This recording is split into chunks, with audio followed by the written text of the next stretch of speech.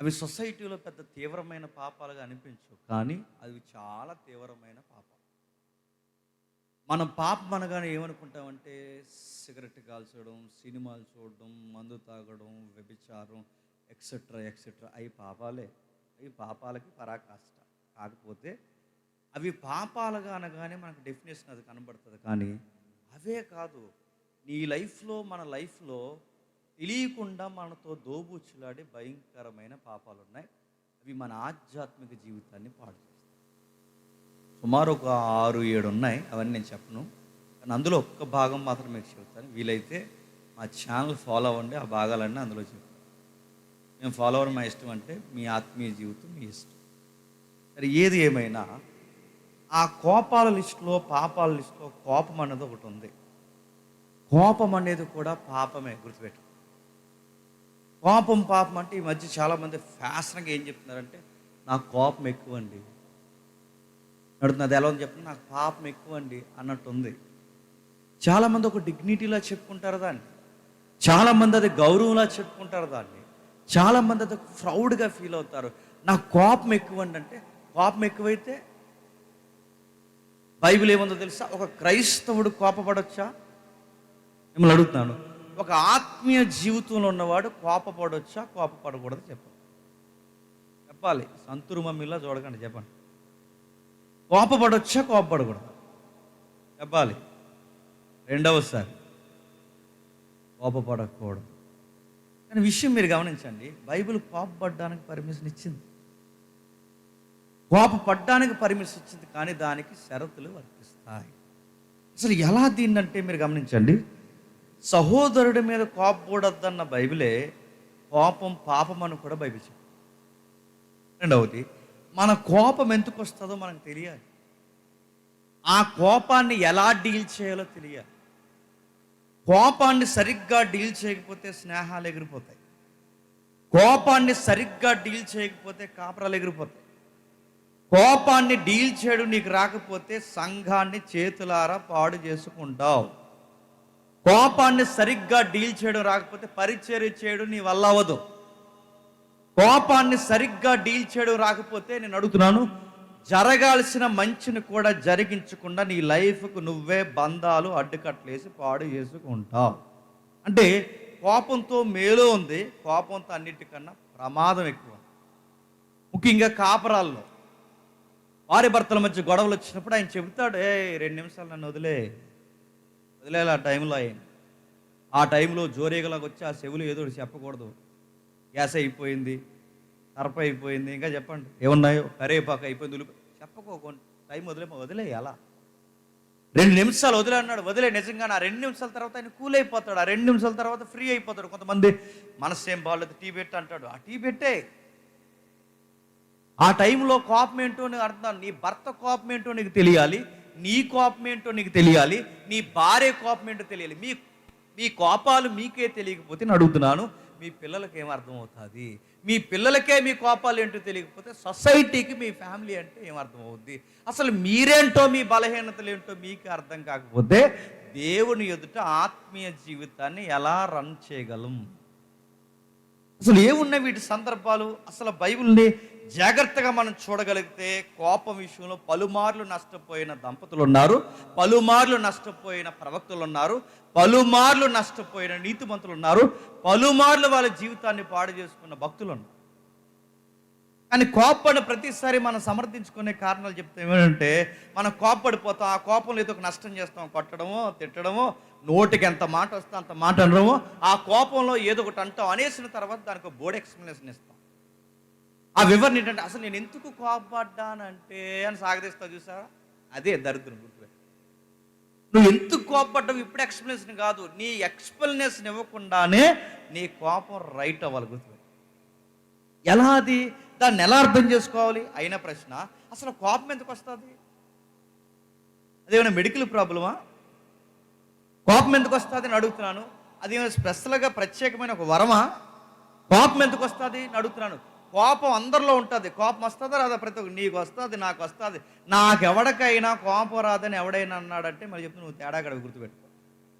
నీ కోపం వస్తుంది, నీకు వస్తుంది, నాకు వస్తుంది. నేను అస్సలు కోపం అంత చెప్పకు, నటించుకో. ప్రతి ఒక్కరికి కోపం వస్తుంది. కొంతమంది ఎక్స్పోజ్ అవుతారు, కొంతమంది ఎక్స్పోజ్ అవరు. చుంచు మొఖాల్లాగా చేయాల్సినవన్నీ చేస్తారు. మరి దాన్ని అది ఎలా వస్తుంది, ఎందుకు వస్తుంది? కోపం కూడా పాపమే. మళ్ళీ చెప్తున్నాను, పాపమే కాదు, రేపు పొద్దున నీకు పరలోకం కూడా లేకుండా చేస్తుంది. దేవుడిచ్చే వాగ్దానాలను కూడా రాకుండా చేస్తుంది. ఎందుకు వస్తుందో ఒక ఫ్యామిలీని మనం టచ్ చేద్దాం. ఒకసారి రండి. ఆది కాండము 4వ అధ్యాయం. ఆది కాండము 4వ అధ్యాయం 5వ వచనం చూడండి. ఆది కాండము 4వ అధ్యాయం 5వ వచనం. కయ్యేను అతని అర్పణ ఆయన లక్ష్య పెట్టలేదు కాబట్టి కయ్యేనుకు మిక్కిలి కోపం వచ్చి అతడు తన ముఖము చిన్నబుచ్చుకొని, ఇప్పుడు చెప్పండి, అక్కడ పాయింట్స్ ఉన్నాయి చూడండి. కయ్యేనికి మిక్కిలి కోపం వచ్చి. ప్రశ్న, ఎందుకంత మిక్కిలి కోపం వస్తుంది చెప్పాలి. కయ్యేనికి ఎంతకంత మిక్కిలి కోపం వస్తుంది? యెహోవా అర్పణ తీసుకోలేదని కాదు, అది సెకండరీ. కయ్యేనికి ఎందుకంత కోపం వస్తుంది? తనకేదో ఆస్తి నష్టాలు జరిగాయని కాదు, తనకు అనారోగ్య సమస్య వచ్చింది కాదు, తనకేదో ఇప్పుడు కొత్తగా డిసీజ్ స్టార్ట్ అయిందని కాదు. తనకి ఎందుకంత కోపం వస్తుందంటే, మీరు నమ్మినా నమ్మకపోయినా ఆ సందర్భంలో ఇంటర్నల్ ఆన్సర్ ఏంటో తెలుసా? జెలసీ స్టార్ట్ అయింది. జెలసీ మీన్స్ అసూయ. నేను అడుగుతున్నాను, అసూయ ఎవరిని చూసి వస్తుంది చెప్పండి? తోటి సహోదరుని చూసి వస్తుంది. తోటి సహోదరుని దేనిని బట్టి అంత అసూయ వస్తుంది?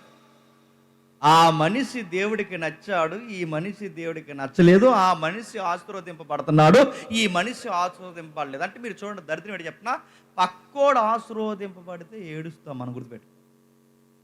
అసూయ అంటే అసూయలోంచి వచ్చింది ఏంటి చెప్పండి? ఆ అసూయకి ఎలా ఎక్స్ప్రెషన్ ఇవ్వాలి, దాన్ని ఎలా ఎక్స్ప్రెషన్ ఇవ్వాలి, దాన్ని ఎలా ఎక్స్పోజ్ చేయాలని బ్లోట్లా పేలిపోతే ఆ పేలిపోయిన దానికి పెట్టే పేరే చెప్పండి కోపం, యాంగ్రీ. అలా వస్తుందంటే అసూయ వలన కోపాలు వస్తాయి. ఈ పక్కింటోడు నీకన్నా ముందు బిల్డింగ్ కడితే నీకు స్టార్ట్ అవుద్ది రగడ. నీకన్నా పక్కోడు బాగా సంపాదిస్తే స్టార్ట్ అవుద్ది నీకు రగడ.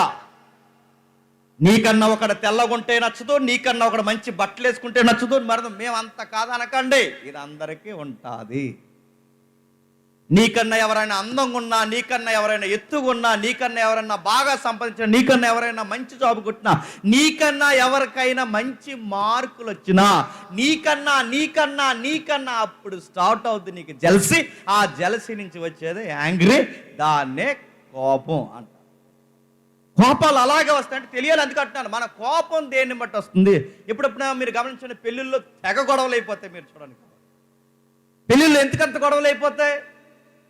ఎంత గొడవలు అవుతాయి చెప్పిన? డైరెక్ట్ క్వశ్చన్కి డైరెక్ట్ ఆన్సర్. వాళ్ళకి అంతమంది జనాభాలో వాళ్ళకి ఇవ్వాల్సిన ఇంపార్టెన్స్ ఇవ్వకుండా పక్కోళ్ళకి ఇవ్వండి, ఆకులు ఎగిరిపోతాయి, టేబుల్ పడిపోతాయి. ఇంకా మళ్ళీ చెప్తున్నాను, గొడవలు ఎందుకు వస్తాయి చెప్పిన? ఇక్కడ తమ్ముడు ఫోటో కెమెరామ్యాన్ ఉన్నాడు.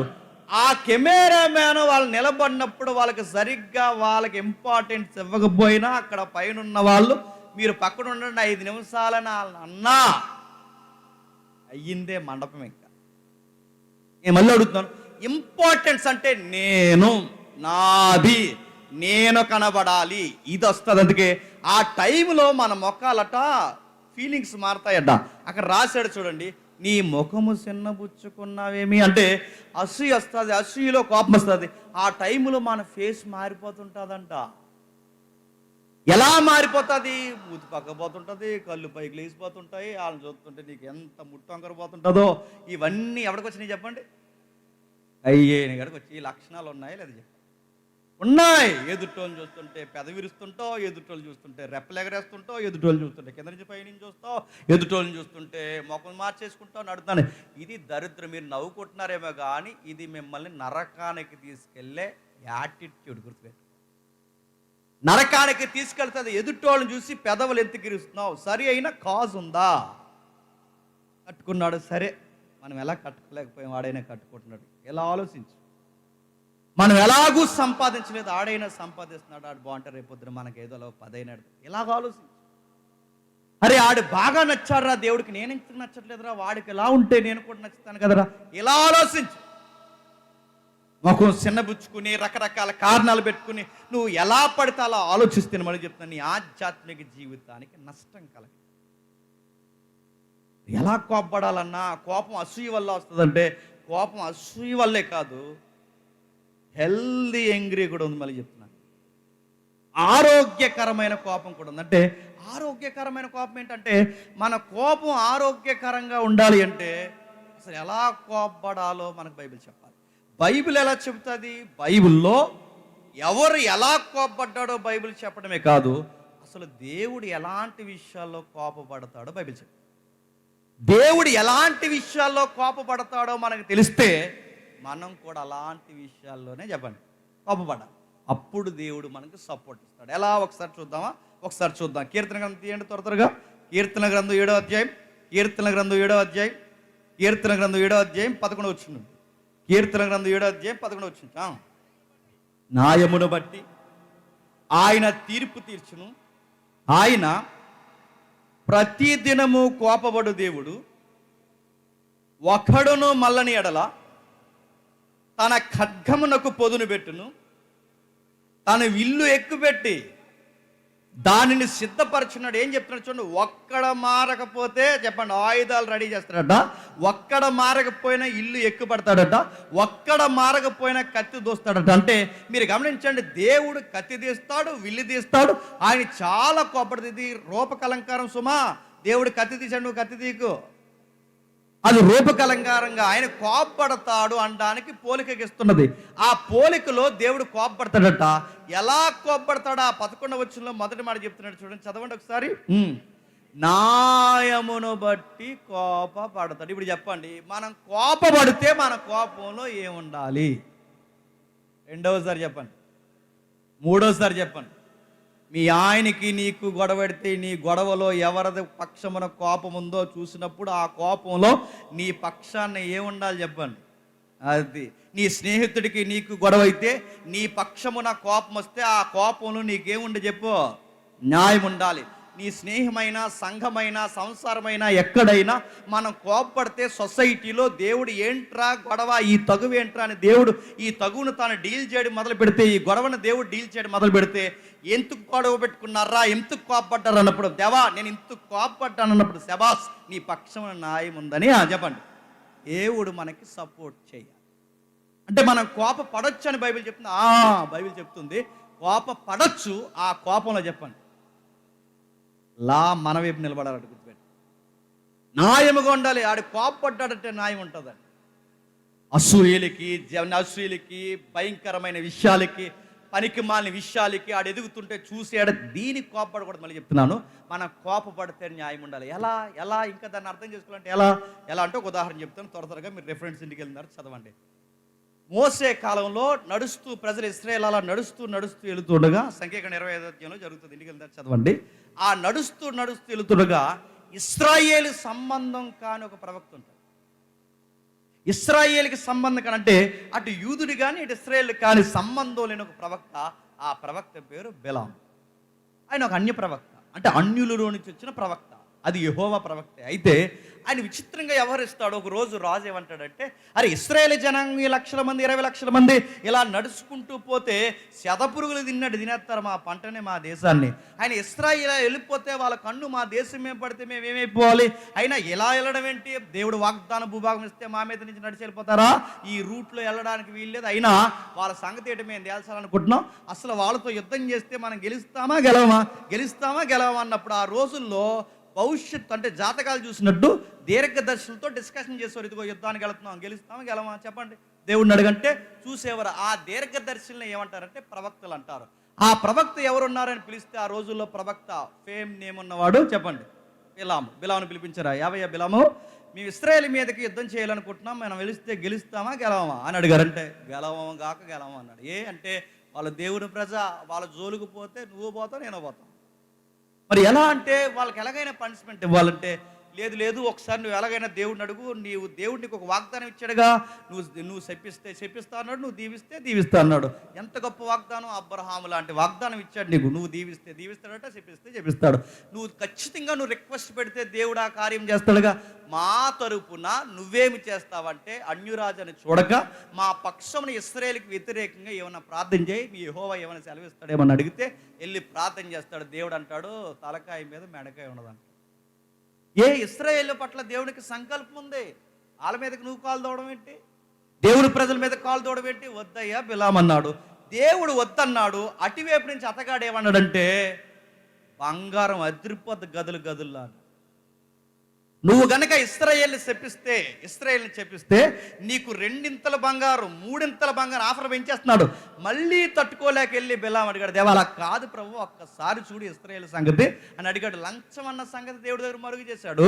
అప్పుడప్పుడు ఎంత సేవ చేసిన వాళ్ళు కూడా గుడ్డితనం వస్తుందంటే, గుడ్డితనం నడ్డితనం కూడా వస్తుంది.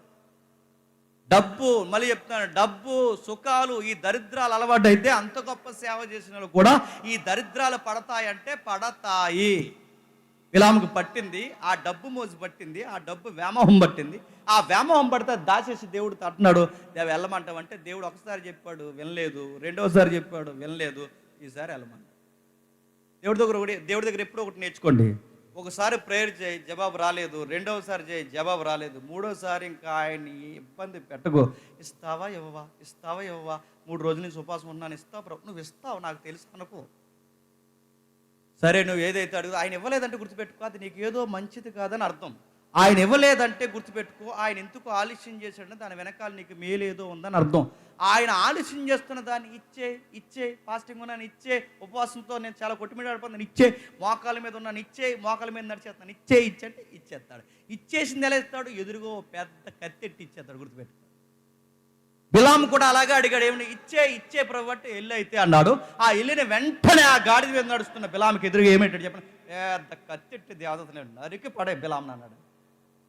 దేవుడు కొన్ని చెబుతాడు, గుర్తుపెట్టుకుని. ఆయన వద్దన్నప్పుడు వద్దు, ఆయన చేయమన్నప్పుడు చెయ్యాలి. కొన్ని ప్రార్థనలకు ఆలస్యమైనప్పుడు ఆగో, ఎందుకు కంగారు పడుతున్నావు?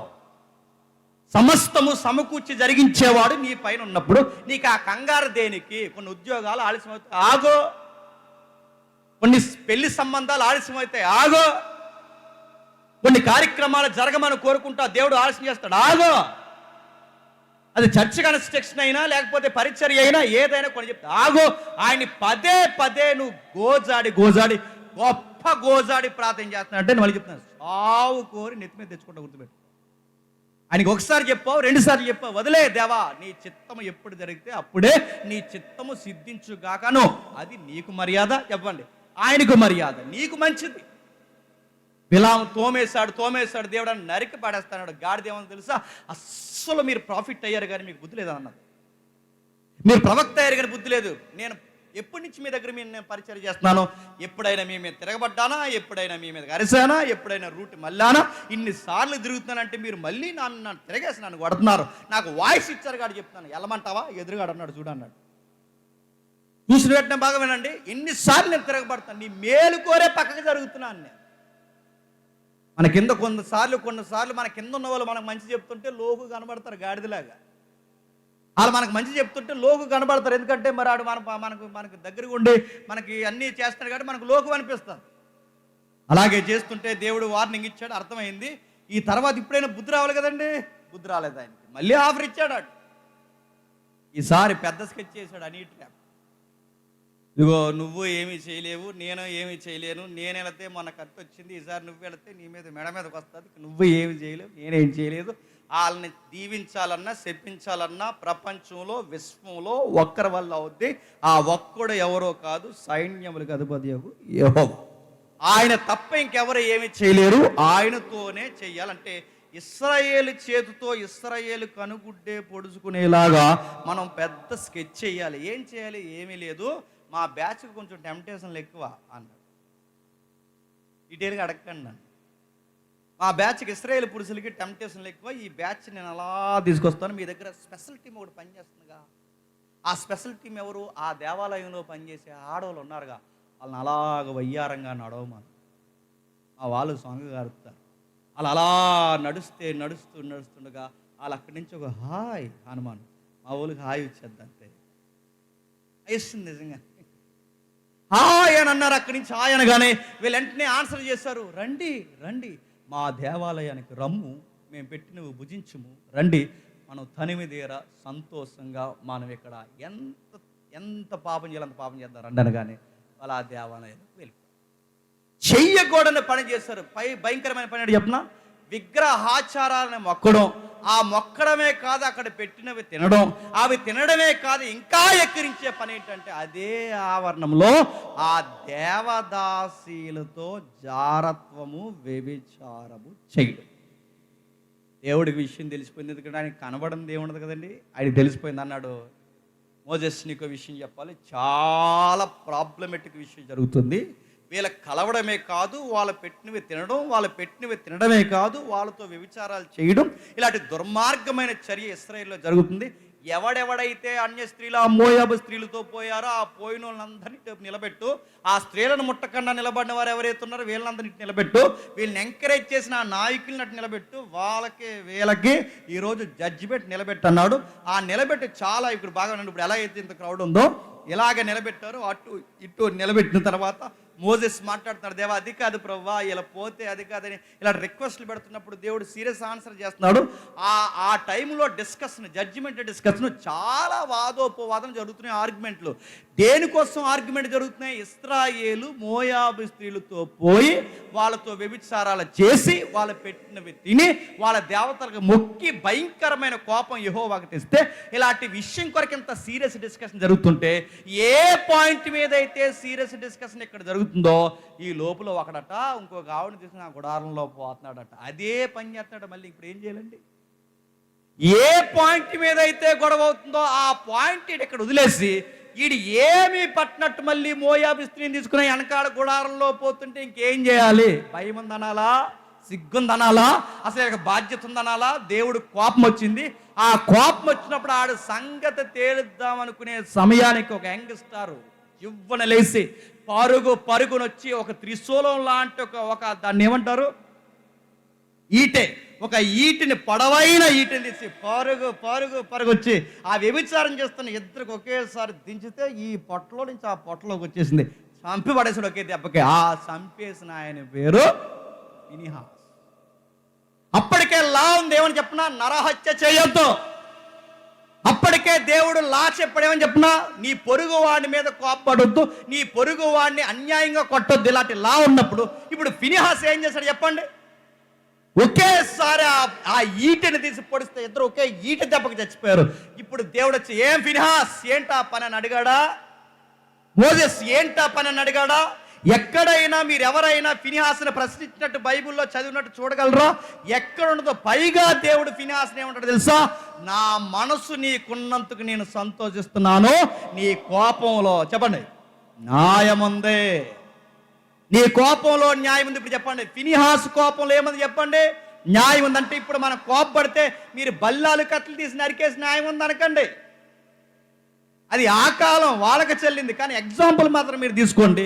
మీరు కోపపడితే ఆ కోపం వెనకాల ఎవరి చిత్తం నెరవేరాలో తెలుసా? చెప్పండి, దేవుని చిత్తం. ఇప్పుడు చెప్పండి, ఫినిహాస్ కోపపడితే ఎవరి చిత్తం నెరవేరింది? నీ కోపం, నువ్వు కోపపడితే ఎవరి చిత్తం నెరవేరుతుంది? నీ చిత్తం, మీ ఆవిడ చిత్తం, మీ ఆయన చిత్తం నెరవేరుతుంది. నేను అడుగుతున్నాను, నీ కోపం వెనకాల ఎవరి చిత్తం నెరవేరుతుంది? మనం కోపపడితే సృష్టికర్త చిత్తం నెరవేరాలి. పౌలు కోపడ్డాడు పలుమార్లు, పౌలు గారు కోపడ్డాడు పలుమార్లు.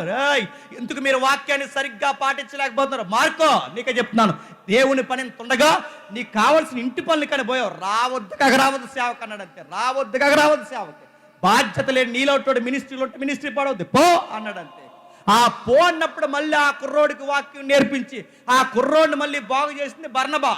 ఆ బర్నబా గారికి పౌలు గారికి ఎవరి వలన గొడవ అయింది చెప్పండి? మార్కు వలన.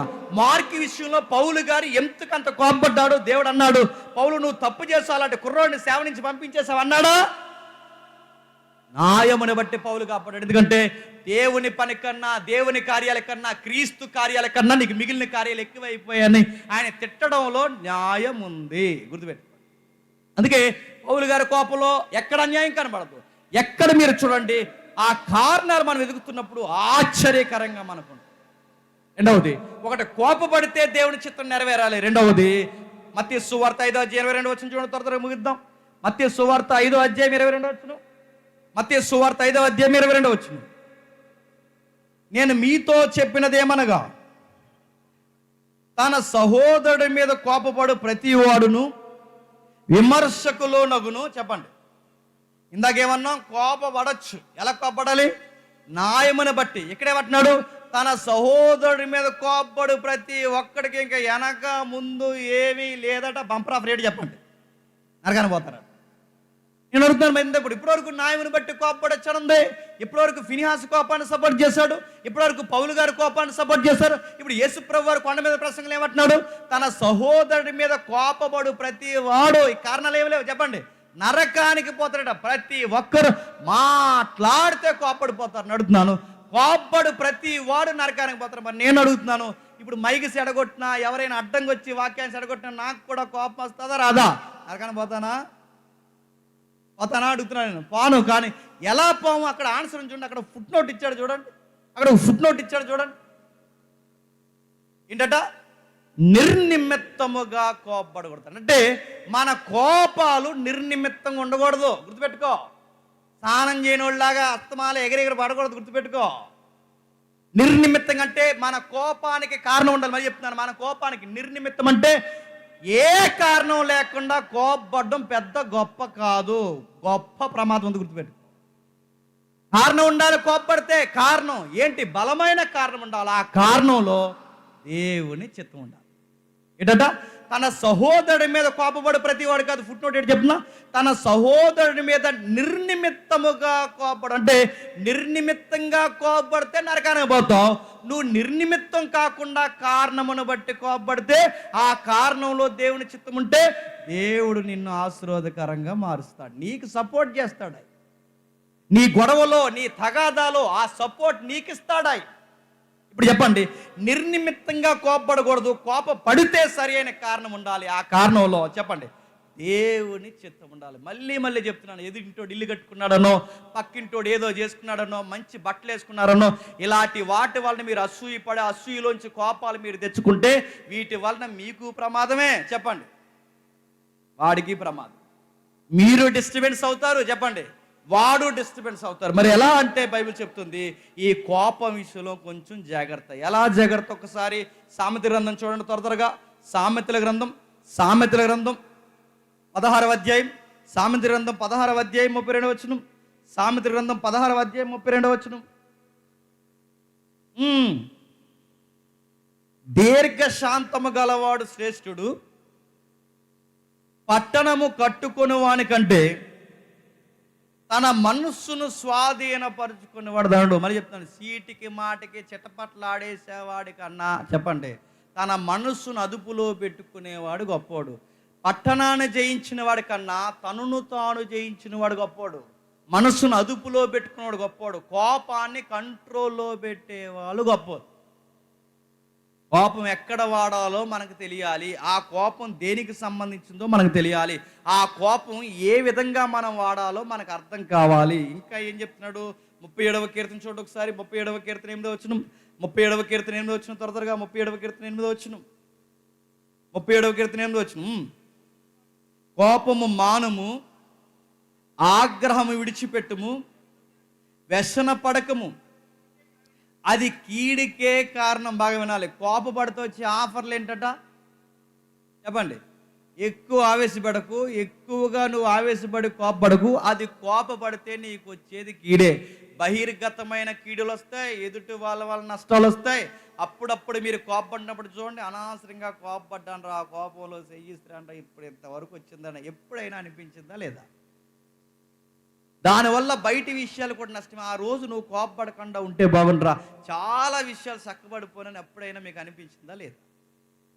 మరి ఆ ఫ్రెండ్ చెప్పిన కోపపడితే నాశనం అన్నాడు. అంటే మెడికల్ టెంపర్లో కోపం వస్తేనట. బాగా వినండి, ఎవరైనా ఈ మెడికల్ ఫీల్డ్లో ఉన్న వాళ్ళు తెలుస్తుంది. కోపం వలన ఆరోగ్యపరంగా డిస్టర్బెన్స్ ఏమొస్తుంది చెప్పిన? ఫస్ట్ బీపీ వస్తుంది. ఎక్కువ కోపం వస్తే వచ్చి ఆ ఫ్రెండ్ చెప్పండి బీపీ వస్తుందట. బీపీ వెనకాల వచ్చిందంటే చెప్పిన షుగర్ వస్తుందట. షుగర్ తర్వాత వచ్చేది చెప్పిన థైరాయిడ్ వస్తుందంట. ఎన్ని గుర్తుపెట్టుకుని కోపపడండి సార్. మళ్ళీ చెప్తున్నాను, ఎక్కువ కోపడితే బీపీ వస్తుంది. బీపీ వస్తే ఏమవుద్ది? కోడితే, మళ్ళీ చెప్తున్నాను, కోడితే హార్ట్ స్ట్రోక్ అయినా కొడుతుంది, కోడితే బ్రెయిన్ స్ట్రోక్ అయినా కొడుతుంది. రెండిట్లో ఏదో ఒక స్ట్రోక్, బీపీ ఎక్కువైతే కొడితే హార్ట్ స్ట్రోక్, లేదా చెప్పండి బ్రెయిన్ స్ట్రోక్. రెండిట్లో ఏదో ఒక స్ట్రోక్ తగిలితే నీకేమవుద్ది? దండేస్తారు. నీకు ఏం చేస్తారు చెప్పు? వీడు ఎలా పోయాడు రా? పోయాడు అంతే. గొడవలో పోయాడు అని చెప్పండి. గొడవలో పోయారు, గొడవలు ఎట్టుకుని పోయారు, బీపీ తెచ్చుకుని పోయారు.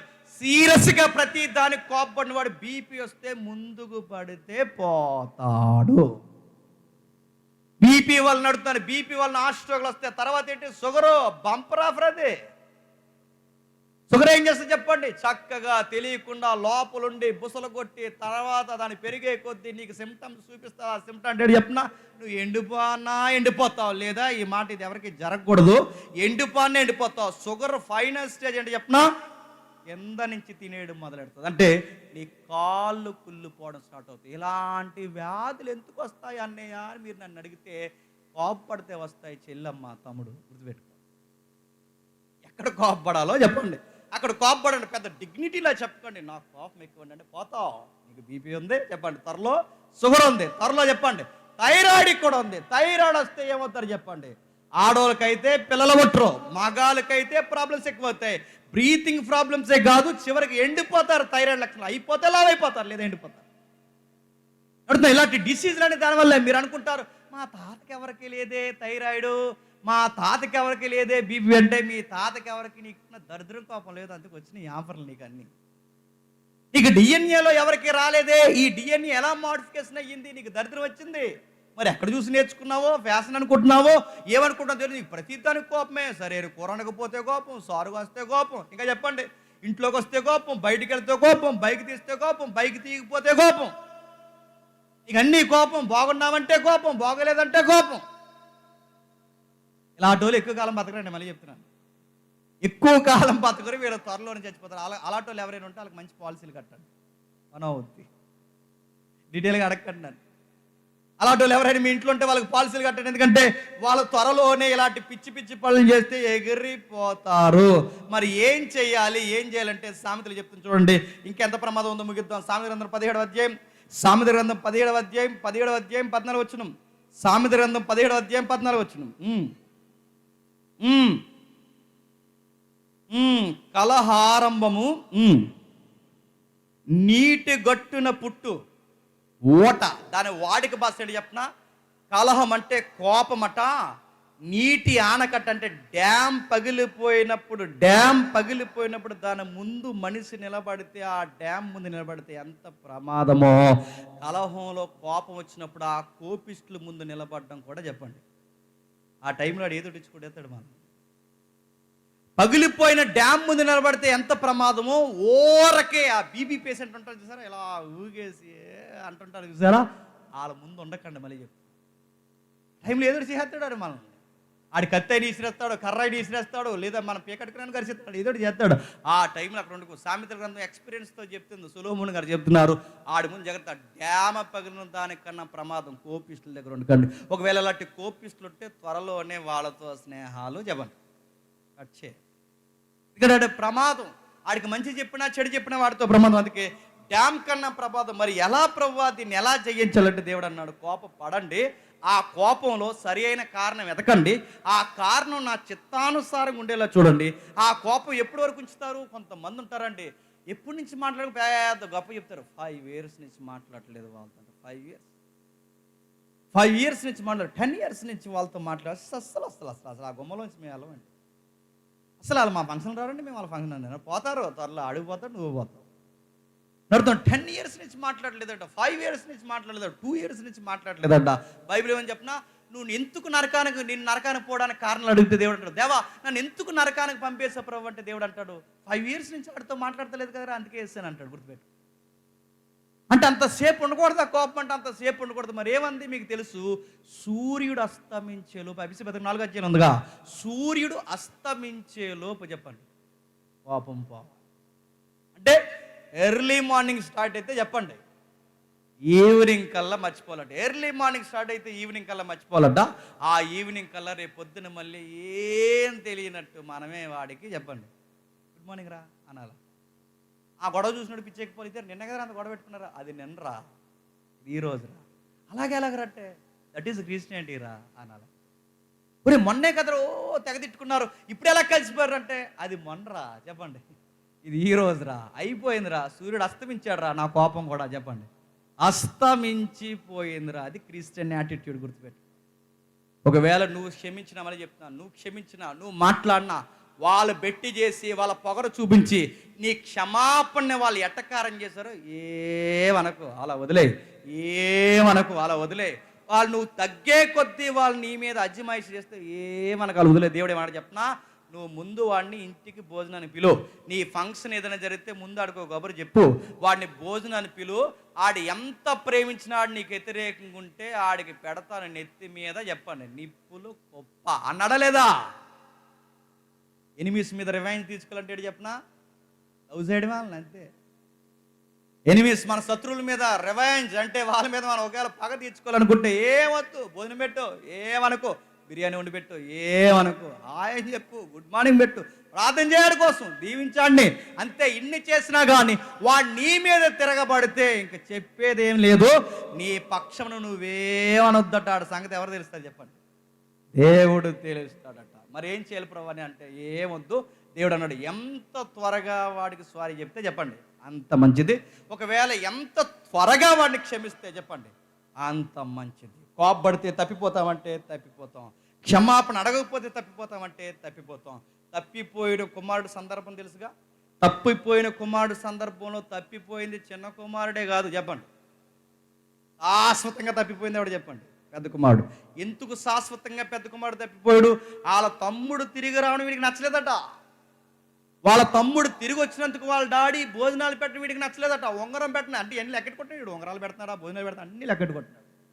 ఉంగరం పెట్టడం నచ్చలేదట, భోజనాలు పెట్టడం నచ్చలేదట. చివరికి లెక్కెట్టుకుని చివరికి నడుతున్నాను. తప్పిపోయాడు అనుకున్న చిన్న కుమారుడి కన్నా దేవుడు దృష్టిలో తప్పిపోయినాడు ఎవడు చెప్పండి. మళ్ళీ చెప్తున్నాను, ఇవి కనబడిన పాపాలండి. సిగరెట్ కాల్చడం కనబడుతుంది, మందు తాగడం కనబడుతుంది, వ్యభిచారం కనబడుతుంది, ఇది కనబడుతుంది. ఇది కనబడకుండా నరకానికి ఇడుచుకెళ్తాడు. అందుకే ఈ కనబడిన పాపాలతో ప్రమాదం. అందుకే ఏం చేయాలి ప్రభు అంటే క్షమించే, వదిలే. వాడిని ఏమనుకో, వాడిని ఎంతగా క్షమించాలనుకుంటున్నావు అంతగా క్షమించే. నేను ఏం చేయాలి ప్రభు అంటే దేవుడు అంటే నాకు అప్పగించి మర్చిపో. చివరికి వాడిని క్షమించానన్న సంగతి కూడా ఆలోచించకుండా మర్చిపో. మనం ఎలా చెప్పనా, గుర్తుపెట్టుకున్నాను రా, గుర్తుందిరా ఆ రోజు నువ్వు చేసింది, నా ఉప్పు తిని చెప్పండి, నా పప్పు తిని నాకు ఉప్పు పెట్టావు, నువ్వు మర్చిపోవాలి. మళ్ళీ గుర్తు పెట్టుకున్నా నువ్వు క్షమించలేనట్టే, జ్ఞాపకం చేసుకున్నా క్షమించలేనట్టు. మరి ఏం చేయాలి ప్రభు అంటే, ప్రభు నిన్ను ఎలా క్షమించాడో చెప్పండి, నువ్వు అలా క్షమించే. ప్రభు గుర్తుపెట్టుకుంటే ఈరోజు మీరు కుర్చీలో ఉంటారా? ప్రభు మనల్ని గుర్తుపెట్టుకుంటే ఇక్కడ నేను వేదిక మీద ఉంటానా? ఎప్పటికప్పుడు మనం చేసినవి క్షమించుకుంటూ ఆయన మర్చిపోతున్నాడు కనుకే మనం బతుకుతున్నాం. మన ప్రభు ఎలా క్షమించాడో మనకి హాని చేసిన వారిని కూడా చెప్పండి క్షమించి. మాట నేను చెప్తున్నాను, వాడు కొట్టే టైంలో వాడు మనం కొట్టి, మనం కొట్టే టైంలో మనకు అవకాశం వచ్చి అప్పుడు కొట్టకుండా మనం ఉంటాం చూసారా, అప్పుడండి దేవుని పిల్లల లక్షణాలు గుర్తుపెట్టు.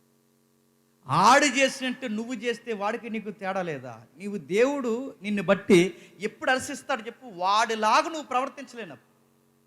లక్షణాలు ఎలా వస్తాయంటే ప్రభువుని బట్టి వస్తాయి. ప్రభు చూడండి, ఈ చేతికి మేకలేస్తారు, ఈ చేతికి మేకలేస్తారు, ఈ కాళ్ళకు మేకలేస్తారు, భయంకరంగా కొరడాలతో కొట్టారు, ఉమ్ములేస్తారు, ఎటకారం చేస్తారు. ఇన్ని చేస్తే ఒకటే మాట అన్నాడు, తండ్రి వీరేమి చేస్తున్నారు వీరేరెగరు చెప్పండి క్షమించే అన్నాడు. అదే యాటిట్యూడ్ మనకి. మనం మేలు చేస్తాం, పేదరు పత్రికలో ఉంది, మనం మేలు చేస్తాం, మేలు ఎవడికి చేస్తామో ఆడే మన మొహం మీద ఉమ్మేస్తాడు, గాడ్ బ్లెస్ యూ అని అంతే. మనకి ఎవరికైతే మనం మంచి చేస్తామో ఆడు ఖచ్చితంగా మనకి ఎండిపోటు పడుస్తాడు, శబాస్రా గాడ్ బ్లెస్ యూ అని అంతే.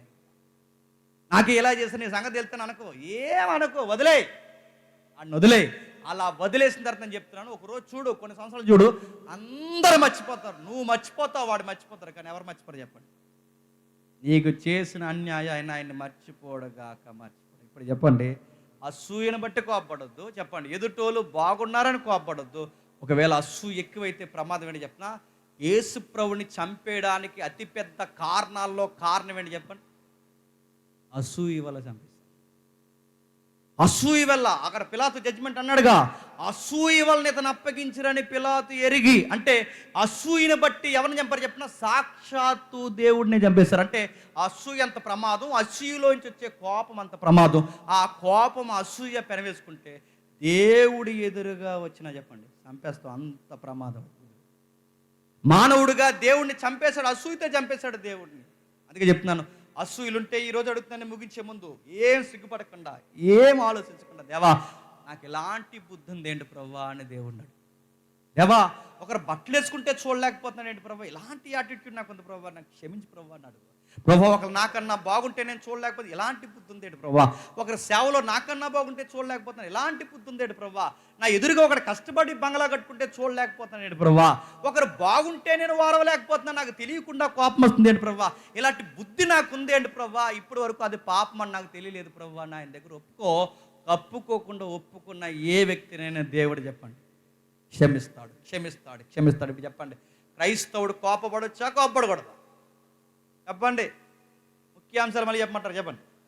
క్రైస్తవుడు కోపపడొచ్చా, కోపపడకూడదా? క్రైస్తవుడు కోపపడవచ్చు, ఆ కోపం కారణమును బట్టి ఉండాలి, ఆ కారణం దేవుని చిత్తం జరిగించాలి, ఆ చిత్తంలో నీ సహోదరుడికి మేలుకరంగా ఆడిని బాగు చేసేలా ఉండాలి ఆ కోపం, లేదా దేవుని చిత్తం నెరవేర్చేలా ఉండాలి. ఇది ఎప్పుడైతే జరిగిస్తావో, ఈ కోపపడమన్నాడు కదా, ఇంకా తెల్లవార్లు కోపంలో వండుకో, సంధ్యవేళ వచ్చేసరికి చెప్పండి మరిసిపో, క్షమించే, 1-2 సార్లు చెప్పి వదిలే, దేవుడికి అప్పగించి, దేవా ఇక జరిగించాల్సిన నీవే, నేను అన్నిటినీ మర్చిపోతానని ఆడిని మళ్ళీ ప్రేమగా వాడుతో మాట్లాడే. ఇంక నేను జీవితంలో నేను మాట్లాడరా, తొడగొట్టి మీసం తిప్పుతున్నానంటే నీ తొడ మెడ అన్నీ నరికేసేవాడు పైన ఉన్నాడు, గుర్తుపెట్టి. ఎందుకంటే మారు మనసు పొందకపోతే దేనికి పొదినెడతాడంటే అయినా చెప్పండి, కత్తికి బాణానికి నువ్వెవడు రాడి మీద తొడగొట్టారు కంటే చాలామంది చెప్తారు అది మా వంశంలోనే ఉంది పౌరుషం అన్నారా, అందుకే త్వరగా పోయింది మీ వంశం, మా పితరులోనే ఉంది అందుకే త్వరగా పోయారు అడుగుతాను. ఈ పనికి మాలిన తాత గొప్పలే మానేయండి, మళ్ళీ చెప్తున్నాను.